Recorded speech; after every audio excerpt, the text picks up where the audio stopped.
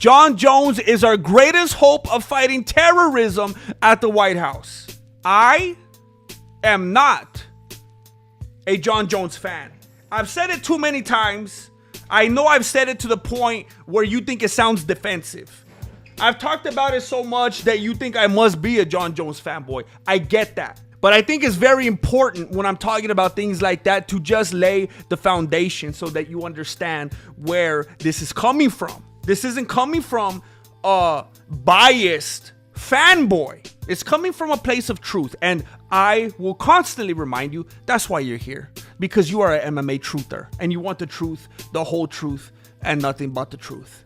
And the truth is that Jon Jones is not a politician. Jon Jones is not a preacher. He's not a teacher. Jon Jones is not an activist. He's not a TED talker. He's not a group leader. He's not positioned himself as a role model. Now, we understand that people will take it upon themselves. People will take it upon themselves gladly to go and make someone their role model. But Jon Jones has done nothing to position himself to be a role model. He's a fighter. He is a fighter. In the old days, what did this look like? I mean, we got civilized and we put too many expectations on these people. We give them too much credit. In the old days, what would that have looked like? In the old days, what would Jon Jones have looked like? He would have been in a coliseum. He would have been fighting another man, potentially to the death. He would have been standing there looking up at some dude to see whether or not he was going to go like this or go like this, right? That's what it was. It was savage. It was savagery. These dudes were beasts. I'm telling you, savagery, bestiality. These dudes were crazy. You think it's no holds barred in 1993? But today, we don't want to let this dude fight at the White House. We don't want to let him fight at the White House because he's unreliable? Because we don't think he's punctual? Did anybody think he was gonna be?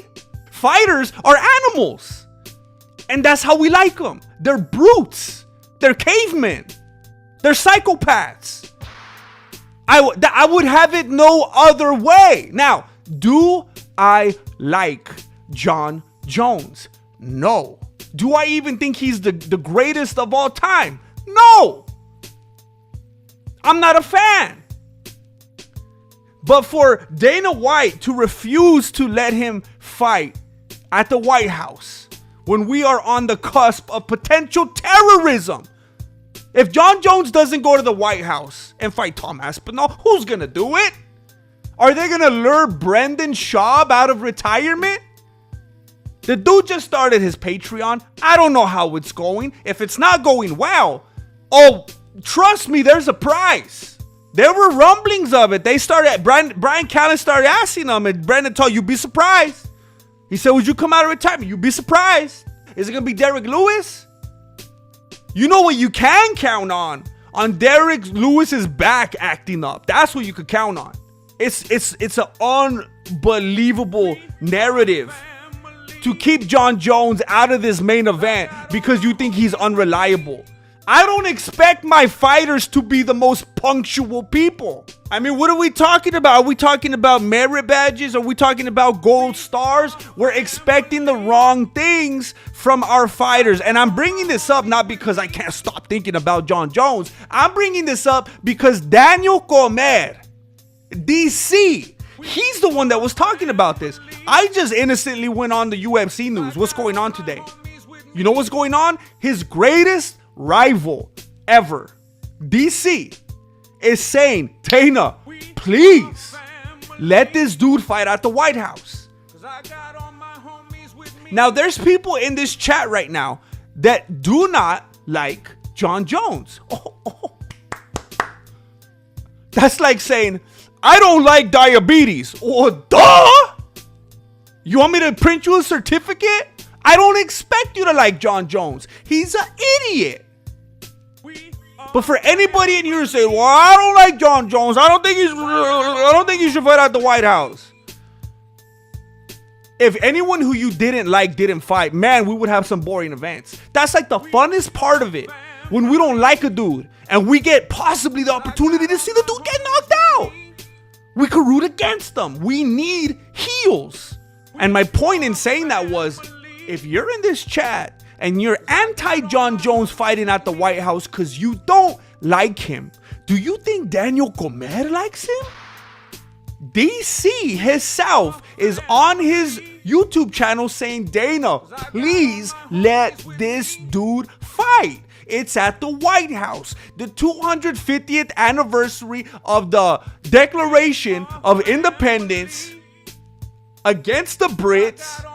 This is the only and best shot we have at American winning. Dana, you got to do it. This is coming from his greatest rival ever. Dude can't stand him. Dude hates him. You think you don't like Jon Jones?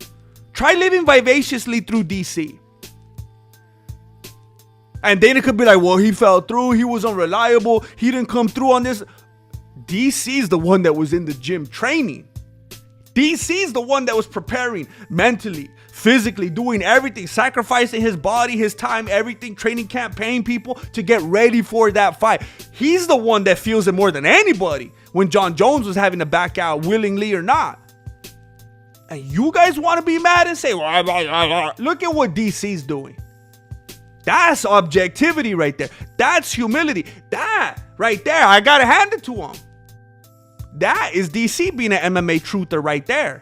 Leon Enriquez. I see your point, GM. I really don't like nor agree with almost any MMA fighter's politics in the UFC. But oh boy, do I pay my UFC annual fee to watch the fight nights on Saturdays. LOL.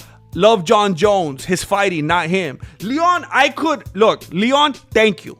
Thank you for that. And look, I know there's a lot of people who will not agree with this. I'm very, very much aware. I get it. And I'm not going to give you a hard time for it. I know there's people, and there's something very respectable about it. It's consistent. There are people who will say, I don't like that dude, therefore I don't want to have nothing to do with anything he produces. I don't like that dude, therefore I'm not. It's like someone that's like, Charles Manson's a bad dude, I ain't gonna listen to his album. And like me, I would say Charles Manson is a bad dude, but he's got some sweet tunes. And the reason I could say that is because if I'm gonna be brutally honest, I am a selfish consumer. And I know those of you who are around here often are sick of hearing it, but it's my easiest, most accessible examples. I think The Cosby Show is one of the greatest things of all time. I love it. I will watch the reruns till the wheels fall off. Now, do I think what Cosby did was a terrible thing? Yes. Do I think like all the other dudes in his era were doing the same thing yet they weren't exposed? Most likely. That's not the point though. What I'm saying is, even though I don't sign off on it, I don't vouch for it, I don't like it, I wouldn't do the same thing, I'm gonna still watch the show. You know the nighttime, night and day is the right time, night and day, to be with the one you love. It's masterpieces. They're classics. It's where Adam Sandler had his start. I'ma still bump. I don't see nothing wrong. You know I don't see nothing wrong with a little bumping. Have you ever heard the remix? I don't see nothing wrong. It's so much better than the original. I'ma still bump that. I might not agree with every move that the artist makes, but I'ma still bump it because it resonates with me on that level. Now, I ain't gonna go mobbing around and making the same moves as him, but I could still find ways to appreciate the work. And I think that's what Daniel Cormier is doing right here. Dana has trust issues because of what Jon Jones has done in the past, events that have been destroyed in the past because of him. But again, DC experienced this firsthand. He's the dude that was supposed to share the cage with him. He was the one that was losing weight. He's the one that was training. He was the one that was putting in that time on the mat, scrapping with dudes, getting ready, paying trainers. And he's the one that's saying, Dana, this is the fight game though. We need this. Who are you going to put against Tom Aspinall? You going to let Alex Pereira hold on to that weight and he's going to go fight him or what? He's not American either. You need a real American. Dana White likes to act up and talk about how much he loves America. I just saw Dana White today. I saw Dana White today sitting next to Donald Trump at an event. Today, a live event, sitting up there, trying to represent the country. America, America, America. While at the same time, he's not giving America the best swing. He's not giving America the best chance. He wants to throw Derek Lewis in there. The best that Derek Lewis is going to give us in there is after he gets tapped out or something like that, he's going to give us a funny promo. Oh, I couldn't do it because my butt cheeks were like they're perspiring and we're out on the lawn and there's no air conditioning out here. And it's funny. I'm going to laugh. But then I'm going to say, Dana, I told you so. Dana White appears to be willing to let Conor McGregor fight at the White House. I don't know if he has explicitly said, yeah, he's on the card, I'm going to let him fight. But he has not shot it down. Not even close. Which makes me think about Conor McGregor's reliability. Conor McGregor's consistency. Well, we know that we could rely on him. We know that he's consistent in all the different ways that he's showing up in the news all the time, whether it's old men, whether it's young ladies, whether it's big ladies, whatever it is, this dude's acting up, punching DJs, assaulting employees, embarrassing his family. I mean, okay, I guess he's consistent, but it ain't for the right reasons. And maybe Dana doesn't care because Conor's not representing America. Maybe that's why he don't care. Maybe at that point it's just a freak show. But it's very interesting that this dude that is unbelievably reliable and consistent for all the wrong reasons. Looks like he might show up and he's going to show up and beat the American. He's going to show up and beat Chandler. I don't know if this is about America at all. Maybe this is a big ruse. Maybe we're all being fooled. Maybe this event to mark the 250th anniversary of the signing of the Declaration of Independence with America. Maybe this is the introduction. Maybe this is the event to mark the New World Order. Maybe the 250 year anniversary at the White House, maybe that is the mark of the fall of Western civilization. Maybe that is the moment that I don't know what they're going to call us. It's pro UK, it's pro Ireland, it's pro Brazil. I mean, you look at the end of days information, America ain't even in the story. America ain't even on the map. And maybe this is where it all takes place. Even Rome fell. That's what that dude said when in Rome. That dude that went to Rome and he saw it fall down. He's even Rome fell in a day. Even Rome. Wait, hold up. Even Rome fell in one day when he was. I don't know who that was. If you know who it was, correct me. Even Rome fell in a day when in Rome. And we think we're invincible. We have one American champion that nobody even wants to talk about.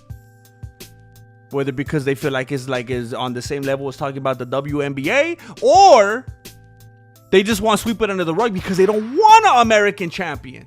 You cannot have an event at the White House marking the 250th anniversary of the Declaration of Independence and have the dude from the UK win, the red coat. And I'm not trying to alienate any Brits that we have here. I'm just talking about history. For them to have this event at the White House and not give the American even the opportunity to win, it's like going to McDonald's and ordering a salad or a wrap even. What are we doing? Just host it in the UK, host it in Brazil, host it in international waters. I'm starting to believe that it is one gigantic ruse and that this is the beginning of the end. America is not on the map in the last days, and now I think I know why. And I think it has a lot to do with Dana White.